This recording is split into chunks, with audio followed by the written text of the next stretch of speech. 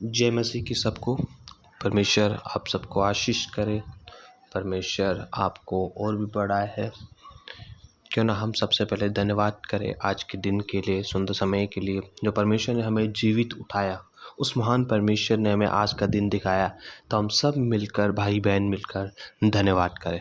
प्रभु जी, हम धन्यवाद करते हैं आज के दिन के लिए, सुंदर समय के लिए। प्रभु जी, आपने हमें जीवित उठाया, उसके लिए हम धन्यवाद करते हैं। प्रभु, अच्छे माता पिता, अच्छा परिवार, अच्छा बिजनेस, अच्छा घर दे दिया, उसके लिए हम धन्यवाद करते हैं। प्रभु, अच्छे पड़ोसी दिए, उसके लिए मैं आपका धन्यवाद करता हूँ पिता परमेश्वर। अच्छे अगुए, अच्छी कलीसिया दी, उसके लिए हम आपका कोटि कोटि धन्यवाद करते हैं। प्रभु, तेरे उपकारों को हम कभी भी नहीं भूल सकते पिता परमेश्वर, क्योंकि आप हम पर एवरीडे अपने उपकार को करते हैं। उसके लिए मैं धन्यवाद करते हैं। प्रभु, आप मेरे लिए मारे गए, गाड़े गए, तीसरे दिन जी उठे, उसके लिए मैं आपका धन्यवाद करता हूँ। प्रभु, मैं इस लायक नहीं था, फिर भी आपने मुझे लायक बनाया, उसके लिए मैं धन्यवाद करता हूँ पिता परमेश्वर। तेरी महिमा हो, तेरी स्तुति हो पिता। हमारे जीवन से तेरी इच्छा पूरी होने पाए पिता परमेश्वर। जो भी आप हमारे जीवन से कराना चाहते हैं प्रभु, वो आप एवरीडे कराने पाए पिता, ताकि तेरे नाम की महिमा हो जाए पिता परमेश्वर।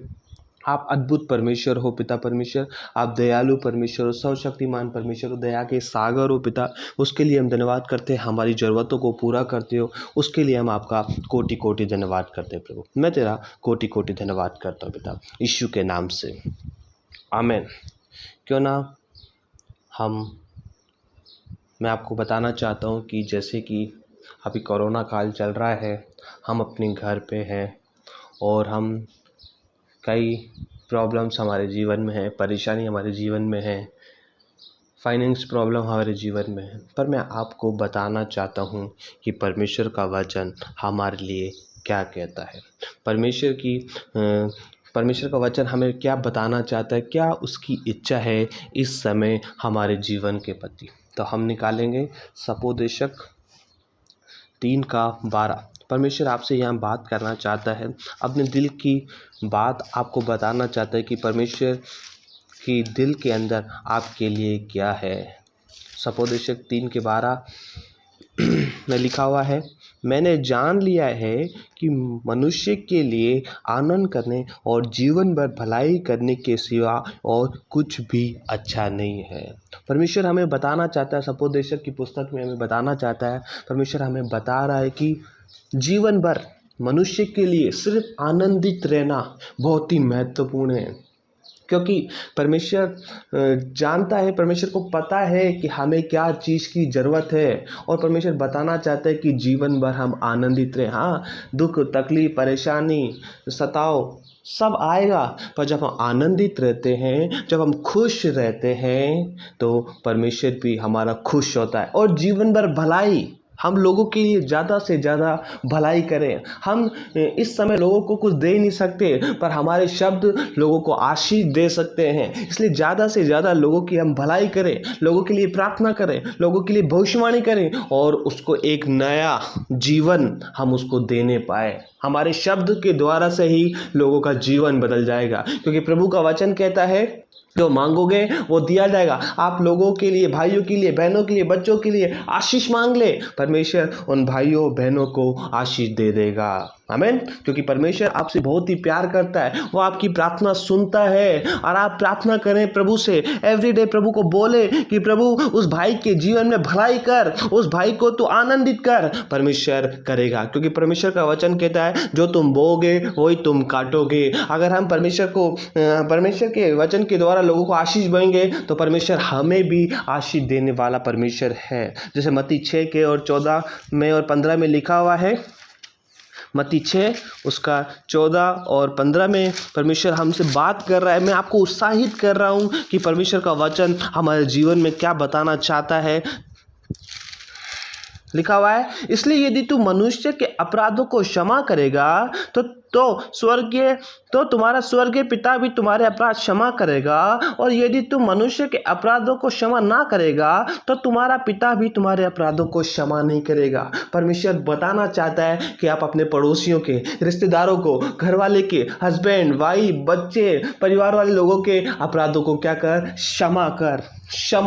क्योंकि परमेश्वर ने जैसे आपको क्षमा किया, वैसे परमेश्वर चाहता है कि आप भी लोगों को क्षमा करने पाओ। हाँ, जाने अनजाने में सबसे गलती हो जाती है, गलती हो जाती है, झूठ निकल जाता है, झूठ बोल देते हैं लोग, पर आप उन लोगों को क्षमा करो, उन लोगों को आशीष दो, ज़्यादा से ज़्यादा आप लोगों को क्षमा करो। क्योंकि अगर आपने कड़वाहट का जीवन रख रखा है, क्षमा का जीवन नहीं रख रखा, अगर आपने उसको क्षमा नहीं किया तो आपकी आशीषें रुकेगी, आपका आशीष रुक जाएगी। और परमेश्वर नहीं चाहता कि आपकी आशीषें रुक जाए, कोई भी नहीं चाहता कि एक भाई की आशीष रुक जाए। तो इसलिए बहुत ज़रूरी है हम ज़्यादा से ज़्यादा लोगों को क्षमा करने वाले बन जाए, हम लोगों को आशीष देने वाले बन जाए और आनंदित रहे, जीवन भर भलाई करें लोगों की। लोग हमारे साथ कितना भी गलत करें पर फिर भी हम लोगों को आशीष देने वाले बन जाए। मत्ती 5:23 और 24 में लिखा हुआ है, मत्ती 5:23 और 24 लिखा हुआ है, इसलिए यदि तू अपनी भेंट वेदी पर लाए तो वहाँ तू स्मरण कर कि तेरे भाई के मन में तेरे लिए कुछ विरोध है, तो अपनी भेंट वहीं वेदी से के सामने छोड़ दे और जाकर पहले अपने भाई से मेल मिलाप कर तब आकर अपनी भेंट चढ़ा। परमेश्वर बता रहा है इस वचन के द्वारा कि अगर आपके भाई के मन में, पड़ोसी के मन में, हस्बैंड के मन में, वाइफ के मन में, बच्चों के मन में, रिश्तेदार के मन में कुछ भी चल रहा है तो आप पहले जाएं, उससे क्षमा मांगे, फिर परमेश्वर की उपस्थिति में, परमेश्वर की आराधना में जाके बैठें, फिर परमेश्वर से प्रार्थना करें।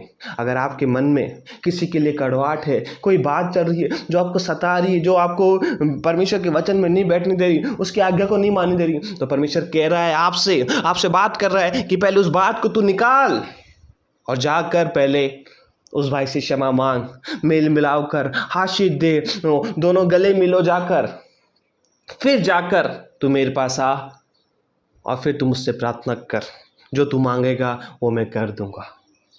मत्ती 6:6 में हम प्रार्थना देख सकते कि हम कैसे प्रार्थना करें, कैसे हम प्रार्थना कर सकते हैं, क्योंकि हर एक के जीवन में प्रार्थना का जीवन है। परमेश्वर ने हमें प्रार्थना का जीवन दिया है, तो हम ज़्यादा से ज़्यादा लोगों के लिए प्रार्थना करें, खुद के लिए प्रार्थना करें, अपने घर के लिए प्रार्थना करें। मत्ती 6:6 में लिखा हुआ है, परंतु जब तू प्रार्थना करे तो अपनी कोठरी में जा और द्वार बंद कर के अपने पिता से जो गुप्त में है प्रार्थना कर, तब तेरा पिता जो गुप्त में देखता है तुझे प्रतिफल देगा। प्रार्थना करते समय अन्य जातियों के समान बक ना करो, क्योंकि वह समझता है कि उसके बहुत बोलने से उसकी सुनी जाएगी, इसलिए तुम उसके सामने ना बनो, क्योंकि तुम्हारा पिता तुम्हारे मांगने से पहले ही जानता है कि तुम्हें क्या आवश्यकता है। जैसे एक स्वर्गीय पिता, जैसे एक सांसारिक पिता को पता होता है कि उसके बच्चों को क्या चाहिए, वैसे एक स्वर्गीय पिता को, एक आत्मिक पिता को पता होता है उसके बच्चों को क्या जरूरत है। इसलिए ज़्यादा बोले ना, गुप्त में जाएं, कमरा बंद करें और यीशु मसीह की घुटनों पे आकर प्रार्थना करें कि प्रभु मेरी ज़रूरतों को पूरा कर, मेरे परिवार को आशीष कर, मेरे को अनुग्रहित कर। लिखा हुआ है, अतः इस रीति से प्रार्थना किया करो, हे हमारे पिता तू जो स्वर्ग में है, तेरा नाम पवित्र माना जाए, तेरा राज्य आए, तेरी इच्छा जैसे स्वर्ग में पूरी होती है वैसी पृथ्वी पे भी हो। हमारे दिन भर की रोटी आज हमें दे, और जिस प्रकार हमने अपने अपराधियों को क्षमा किया है वैसे तू भी हमारे अपराधों को क्षमा कर, और हम परीक्षा में ना ले परंतु बुराई से बचा, क्योंकि राज और पराक्रम और महिमा सदा तेरी ही है। आमीन। हम इस प्रकार से प्रार्थना कर सकते हैं, लोगों को आशीष दे सकते हैं, और हमारी जो भी रिक्वेस्ट है हम प्रार्थना के लिए उसमें ऐड कर सकते हैं कि प्रभु मेरे परिवार को आशीष कर, मेरे घर को आशीष कर, मेरे बिजनेस को आशीष कर, इस महामारी से बचा, कोरोना से बचा। तो ज़्यादा से ज़्यादा हम लोगों के लिए प्रार्थना करें, आशीष मांग ले। परमेश्वर इस वचन के द्वारा आपको आशीष दे। आप मेरे चैनल को सब्सक्राइब करें, लाइक करें और शेयर करें, और ज़्यादा से ज़्यादा आप मेरे साथ प्रार्थना में जुड़ें। यीशु मसीह के नाम से आमीन।